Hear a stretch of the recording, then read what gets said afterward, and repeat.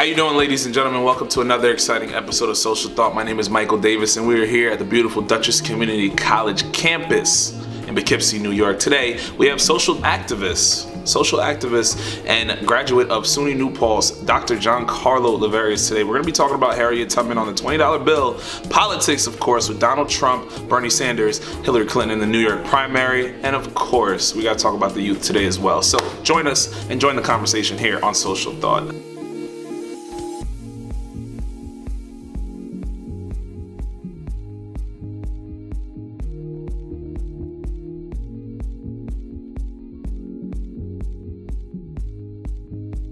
Giancarlo. Yes, sir. Llaverias. That's me. Mr. Social Activist. Yes, sir. Man of all things. Yes, jack of all trades, master of none. Master of none. Master of none. Welcome to Social Thought, man. Appreciate Welcome to Social Thought. I appreciate you being here. Yes, Listen, sir. listen, you're the man to talk to. Yeah, I try to be. We're at Dutchess Community College right now. Yeah, man.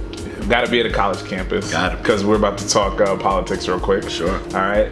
Let's talk about Donald Trump. Ooh. You were recently at the rally that he held here in the Hudson Valley. Yeah. Okay. First of all, tell me about it. How was it? Tell me the atmosphere and how everything was. It was the most white folk I've seen in downtown Poughkeepsie in a long time. Really? Yeah, it was a lot. What's the percentages of African Americans to Hispanics versus Here in the Hudson Valley, in terms of, if you're talking politics, in terms of conservatives to Democrats, you're looking at conservatives about like 74%.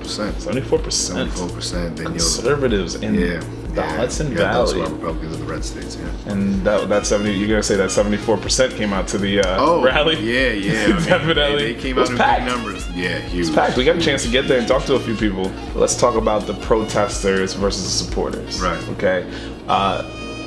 We know that a lot of with videos that have come out, that a lot of the Trump supporters have been very, very aggressive towards those that oppose Trump at the rallies. Sure. So how were the supporters at this rally here? They were actually peaceful.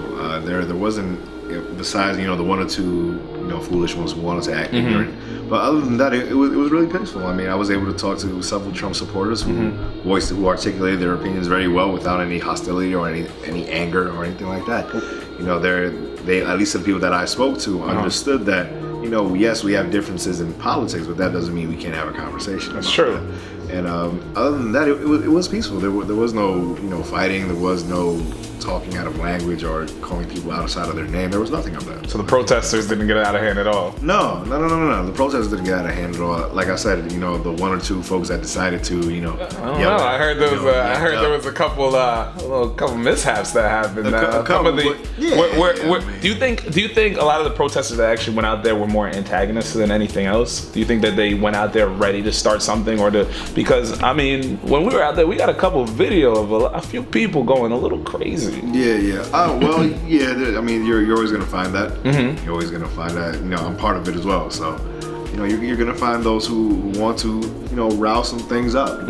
Whether it be to get their 15 minutes of fame or because they actually feel passionate about it. You think that was the youth? So, yeah, that's okay. I expect that from the youth, people who are our age, to do that because that's what we're there for. The elders are there to vote. We're there to fight. So that's kind of our job when it comes to the activism. But not to fight with our fists, but to fight with our words and to make sure that we're out on those streets.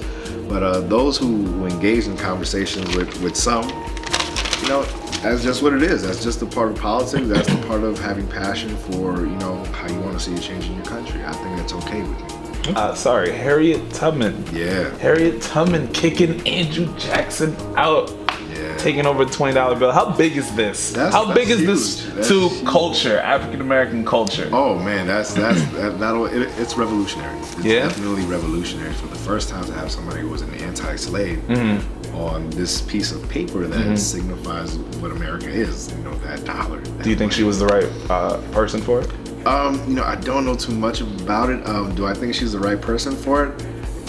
Me being a person of color, yeah. Definitely. It's nice to see somebody of color now in the stack of white people, especially a female. A black female. A black female. That breaks odds within itself.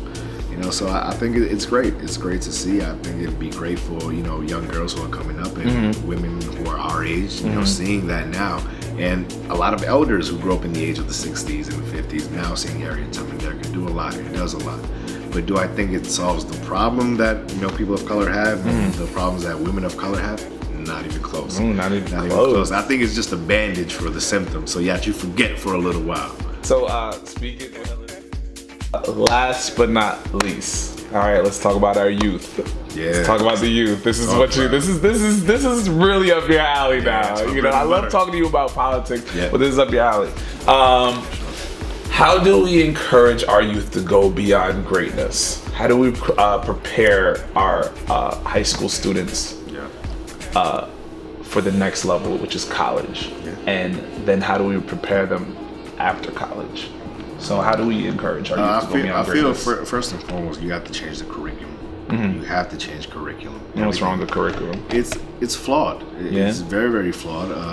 When it comes to Black history, we're taught Black history in public schools. We're not necessarily really taught a history, just brief people's lives. Martin Luther King, Malcolm X, but you never really take an African studies class until you reach the collegiate world, until you reach college. And the problem is that a lot of people of color don't make it to the collegiate level. Some of them just drop out of high school. You know what I'm saying? So I think we need to change the curriculum to give them a real history, just like how you do European history. You go to 3 or 4 months learning about, Christopher Columbus and learning about all these voyages and all these European scholars and all these European inventors, but you never learn of inventors who were people of color. You never learn Harriet Tubman or her working for the CIA or her having high positions in office. You never hear about that. You never really talk about that. They never teach you about the real things that happened when Bill Clinton was in office, when he did his redlining and his red zoning. You know what I'm saying? So things of that, we have to change that. We have to start bringing that down to the high school level,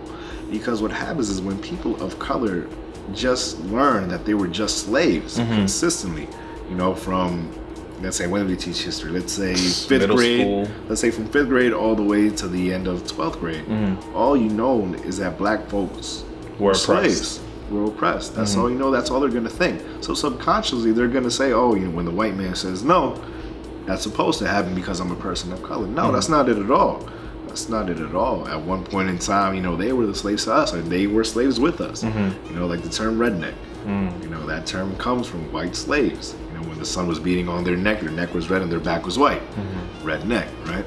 And so we have to have an understanding that it's all in the curriculum. I don't blame the teachers, because even the teachers, when I've asked them, have you taken, let's say, a Black psychology course? And they said, oh no, I've never taken a multicultural psychology course. Well, why haven't you? Why haven't you been in depth? If you're a history teacher, why do you know so minimal about Black history and Latino history, but know so much about Eurocentric history? There's a problem. It's just not enough. There's a problem. It's there. It's there, but no one's teaching it. Nobody wants to teach it. I feel like there's a fear there that if you teach people of color that they're actually greater than what they really are and what the system tells them that they are, that could be a problem for all the white folks who want to stay in power.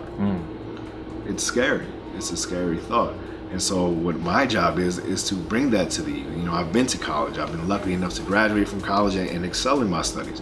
So my job is to bring what I've learned in the collegiate level back to the hood, so that you learn too. Exactly. So that you have to. You can't continue having generations of men and women, children, who don't know their identity. That's why we're killing each other. Yeah, absolutely. That's why we're killing each other. Because we have such a lack of identity. We can't trace our roots nowhere because we don't even know where to start. Because no one has taught us anything. Wow. And that's the problem. Once we're able to identify ourselves as Black people, as African people, then we can go somewhere. We can grow. But it first has to be taught. And that's what I do. I teach that. Beautiful. Dr. Giancarlo Llaverias. That's me. Social activist. Yes. Man of Poughkeepsie. I try my best. Yes, sir. Hey, it was good talking to you. Thank you for joining us on Social Thought. Ladies and gentlemen, thank you so much. Thank you so much for joining us on Social Thought. Join the discussion. Please join the discussion on our Facebook page, Macon Productions, and our website as well. And check out the Social Thought blogs. My name is Michael Davis. I'll see you guys next time. Thank you. Yeah.